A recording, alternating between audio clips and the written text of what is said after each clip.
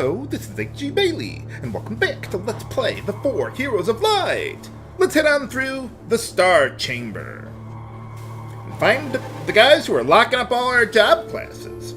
Yeah, I didn't even bother using a torch there, because all you gotta do, hold left, boom, we got our first boss fight, or demon we gotta refight. But now we don't have our job classes. Can we survive?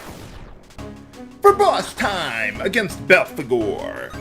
Now, these bosses, not only do we not have our job classes, but the bosses themselves are also more powerful than they were before. So you definitely want to have your body armor upgraded, preferably with Paladin armor for the HP boost. Since we're in a Freelancer job class, we don't get the HP boost that all the other job classes get. But anyway, yeah, as you can see, yeah, look at that damage that Desolator can do, even with just a Freelancer, let alone with a Black Mage.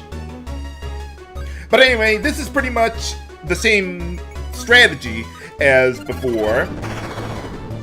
Now, what I'm doing here is I'm having Jusqua and Yunita both boost instead of having them use an ether on Aire, because I want them to have more AP than she does, so that way she'll end up, the AI for her will end up targeting herself with the ether there.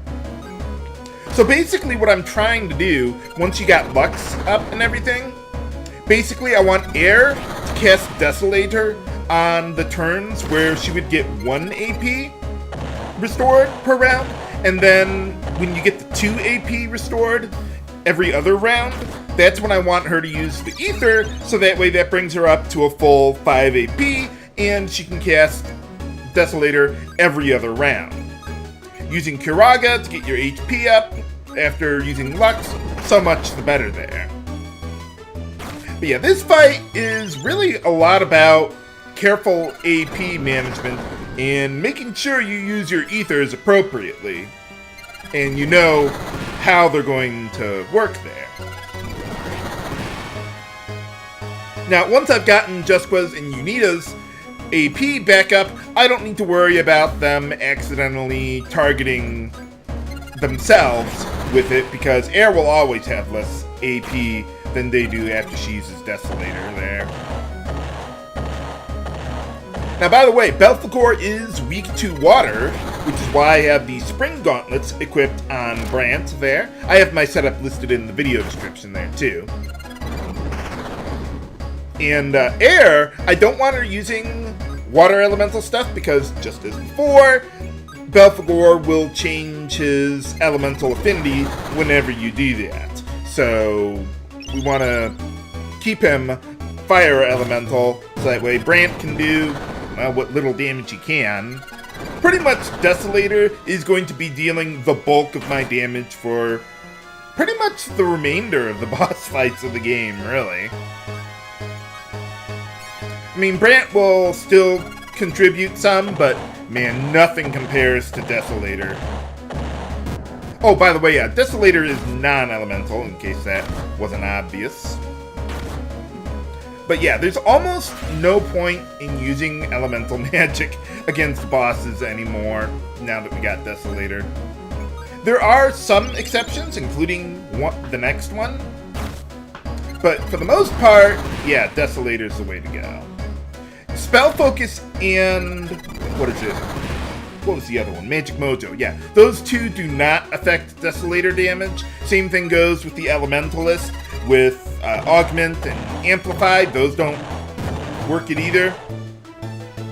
And, I mean, I did some pretty thorough testing. I tested 60 hits of Desolator with all those buffs, and the variance in damage, which is pretty big for Desolator, but the variance in damage was about like 5% with one buff or the other. So I think that's within the margin of error, and that they really don't affect your damage. So I'm not going to be using Elementalist quite as much as I used to because of that. Pretty much I'll probably be using Bard a lot more. But yeah, Elementalist, your day is pretty much done. I'm not going to be using Elementalist just for Mysterio. I mean, Mysterio is really, really good, but that's pretty much all the Elementalist has anymore.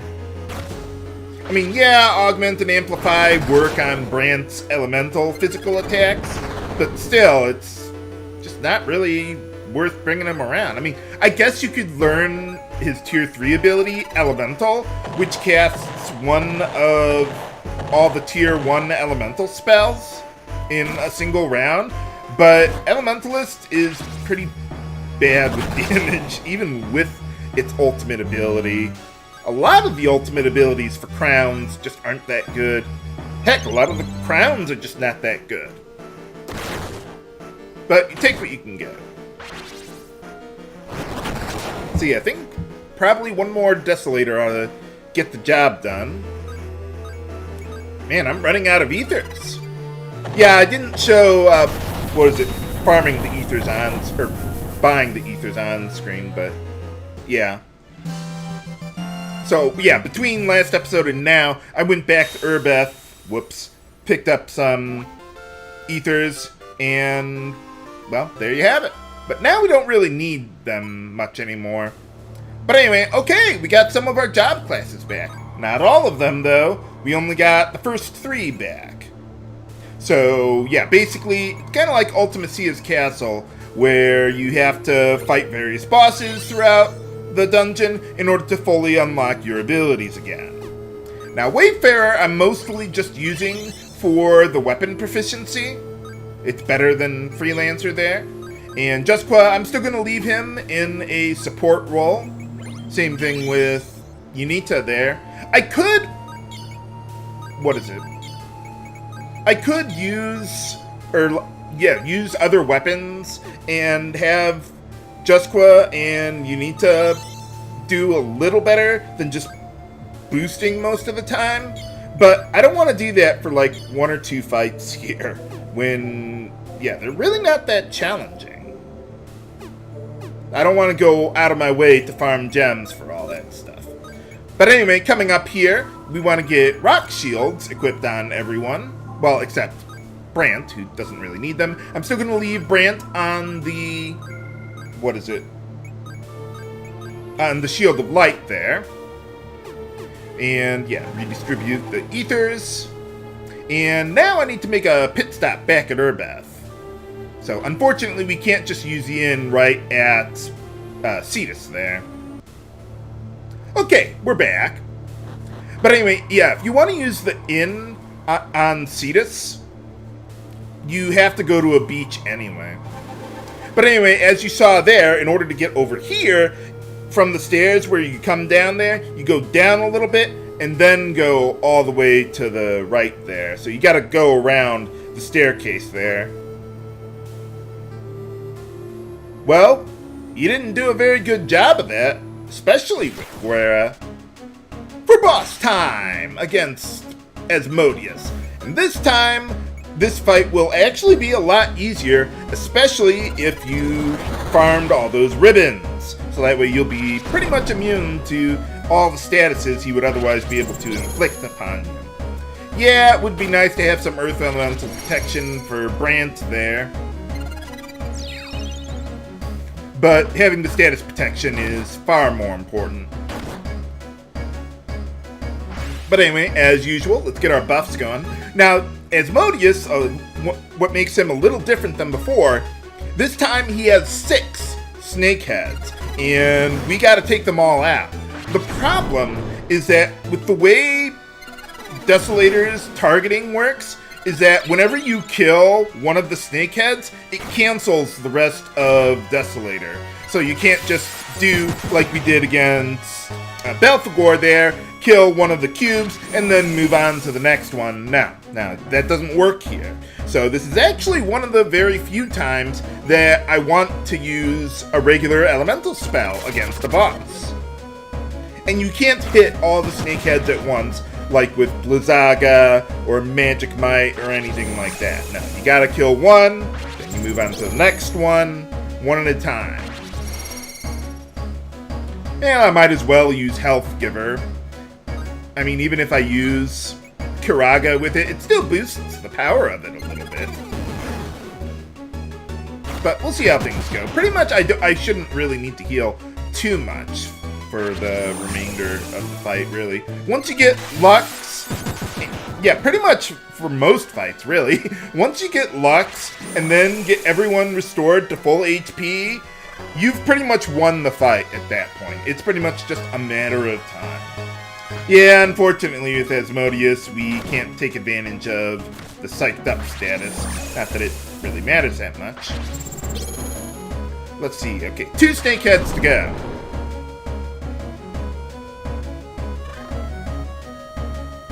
Now, once I get the snake heads down, then I'm going to have Aire go with Desolator, because then it's just Asmodeus himself there. Yeah, I think this is the most, like, parts that of a boss that we actually have to kill in the whole game in order to defeat the boss. Most bosses are just like 2, maybe 3 parts, if that. But yeah, the early boss fights here, they can be a little tricky, but nothing we can't handle. But anyway, okay, yeah, we gotta get Aire's AP back. Yeah, something I thought about doing was I could have made Jusqua and Yunita, maybe make them into black mages and contribute with Blizzara. Alright, got him. I was gonna say, if she kept on showering meteors on him, I would have been like, okay, Aire, he's dead. You can stop now. But yeah, that's one thing I kind of like with boss fights. Even if one of the earlier hits of Desolator kills the boss, it still goes through its full animation there. Just for extra impact to rub it in, I guess. But anyway, okay, so now that we got the first 2 bosses down, we got enough of our job classes unlocked that we can take care of some of the random enemies around here. Got a lot of treasure to find before taking on the remaining bosses who have unlocked our other crowns. Another thing you could do is if you decided to like fully upgrade a darkness staff, you could give that to Aire and then give the King Shortsword back to Jusqua, maybe make him into a bandit, or later on the Dancer job class, so that way he could contribute some on the offense.